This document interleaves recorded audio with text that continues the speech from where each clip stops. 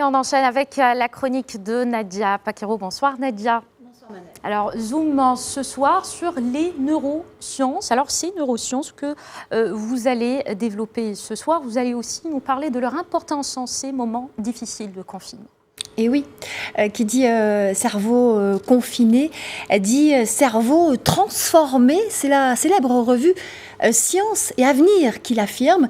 Ce confinement qui vient d'être partiellement prolongé au Maroc, après 3 mois d'isolement, a-t-il un effet néfaste sur notre matière grise? Ce qui est sûr, c'est que cette expérience unique a modifié le fonctionnement cérébral. Les études anté-confinement illustraient déjà les conséquences cérébrales de l'isolement social sur l'être humain. L'occasion donc de s'intéresser à cette discipline majeure que sont les neurosciences, une discipline qui commence à peine à pousser les portes de l'éducation au Maroc, en tout cas dans certains établissements. L'idée a également séduit l'Institut français de Casablanca qui a choisi de mettre en place une série de lives depuis hier. Et aujourd'hui, c'est avec Ilham Bellouch qui anime ces lives que nous allons échanger. Elle est professeure et experte en neurosciences cognitives. Bonsoir à vous et merci d'être avec nous. Merci Nadia, merci. Alors, explorons tout de suite la feuille de route du cerveau humain, synapses, cortex, hypothalamus. Dites-nous tout sur les neurosciences. Alors, il faut d'abord savoir ce que c'est les neurosciences. Les neurosciences, c'est un ensemble de recherches qui ont été faites sur le cerveau et le système nerveux. Ce qui a permis le développement et l'essor de ces recherches, c'est le développement surtout de l'imagerie médicale. Avant, on utilisait cette imagerie pour repérer des pathologies, des maladies, mais depuis une trentaine d'années, nous l'utilisons pour voir le cerveau en action. Et quand je dis en action, c'est durant diverses tâches quotidiennes, quand nous dormons, quand nous mangeons, quand nous stressons, quand nous sommes en interaction avec autrui, quand nous apprenons aussi dans le cadre de l'enseignement et de l'apprentissage, quand nous enseignons. Et donc, ces avancées sont tellement extraordinaires, elles permettent tellement de faire évoluer la qualité de vie humaine qu'elles ont intégré plusieurs domaines. Donc aujourd'hui, on parle désormais de neuromanagement, neuroéducation, neuropédagogie, neuroméméconomie, neurocoaching, etc. Alors on comprend bien, Ilham Bellouch, qu'il s'agit là d'un précieux outil et bien plus que l'on ne pense, puisque vous parlez d'interaction entre l'esprit et le corps.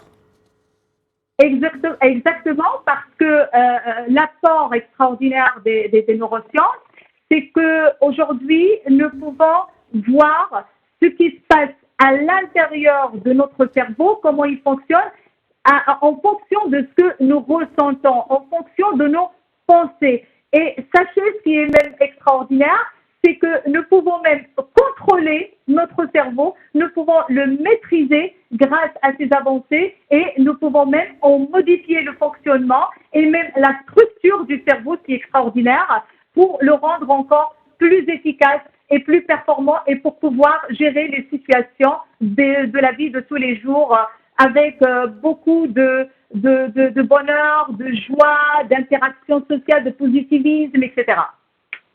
Voilà, l'esprit qui modifie la matière. L'homme est donc un être à envisager dans son entièreté, si on comprend bien, dans ses dimensions organiques, cérébrales, émotionnelles, un enseignement qui serait vital à l'école au moment où le cerveau est en pleine évolution, non ? Exactement, c'est surtout dans le domaine de l'enseignement-apprentissage, le domaine de l'éducation, où l'apport a été considérable. Parce que depuis l'admission, nous nous sommes toujours intéressés aux pédagogies, aux programmes, aux évaluations, aux résultats des examens, mais nous ne nous sommes jamais posé la question sur les mécanismes de fonctionnement de cet outil quand même principal qui est le cerveau. Parce que le cerveau, c'est notre outil principal d'apprentissage. Et donc, le fait de savoir comment fonctionne ce cerveau, le fait de connaître ses lois naturelles, parce que le cerveau, à la naissance, il est précablé pour réussir, pour apprendre, pour s'épanouir, pour entretenir des relations positives avec son entourage.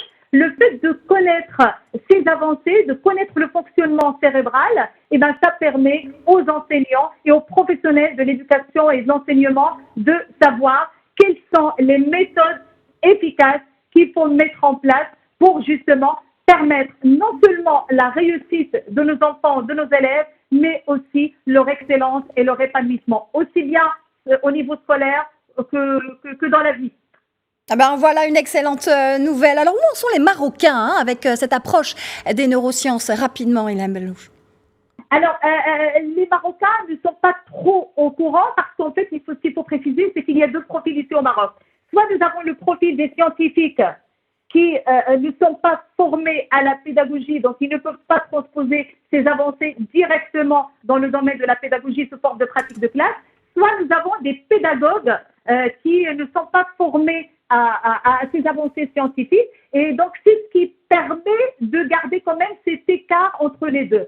Le fait que j'ai cette chance d'avoir et la casquette du pédagogue et la casquette aussi d'une personne formée aux neurosciences, et je suis même formatrice en neurosciences, ça m'a permis de faire ce mariage et c'est ce qui m'a permis d'introduire pour la première fois au Maroc la neuroéducation, la neuropédagogie. Nous avons vécu l'expérience, nous l'avons mise en place dans plusieurs établissements et bien les résultats, c'est extraordinaire.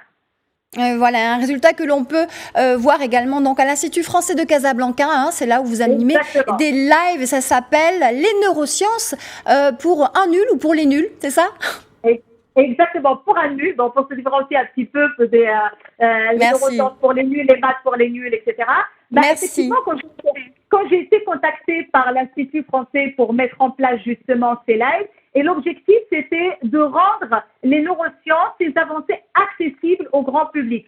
J'ai trouvé l'idée extraordinaire parce que la croyance qu'on avait, c'est que c'est quelque chose qui relève à 100% du domaine scientifique et que c'est quelque chose d'inaccessible à tout le monde.